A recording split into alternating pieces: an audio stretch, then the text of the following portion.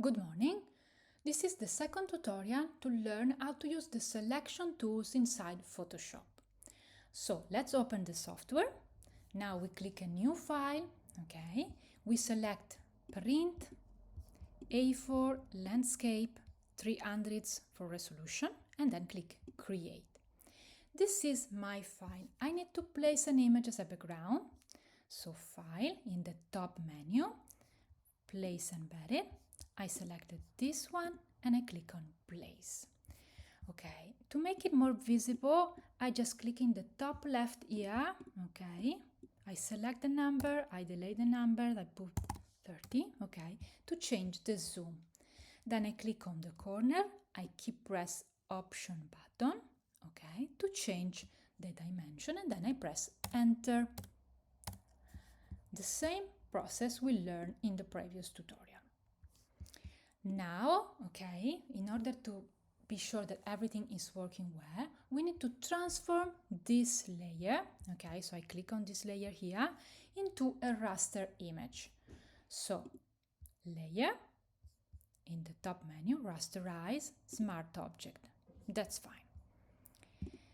Now we need to place we are going to change the landscape that is visible through this beautiful circular window. So I create a new layer and I place my new landscape in the top menu, okay, top menu bar, file, place embedded, and I select my new landscape. I click on the corner, I keep press option and adjust the dimension, and then I press enter. And also I want to rasterize again this layer. So I click on this layer, I go in the top menu, layer, rasterize, smart object. That's fine. Now I just hide, so I click on this little eye and I go again in the background image because I want to create my selection. I keep press the selection tool.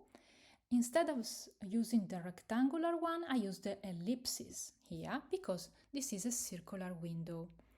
I just keep press my mouse and drag it here to make it more similar, as much similar as possible to my window, but it's not so precise, so I need to edit the selection. So I go in the top menu here, select, transform selection.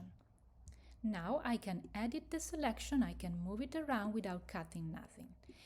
The best way is to put this in the center of my window and then work using the control point to make adjustment, to make it fit in the best possible way, okay, to my window. When I'm satisfied, I just press the enter button. So the enter button again.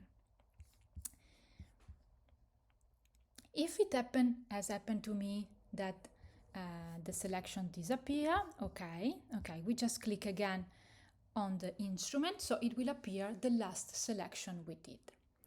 Another way to keep safe the same selection for all the time I'm using this file, I can save the selection.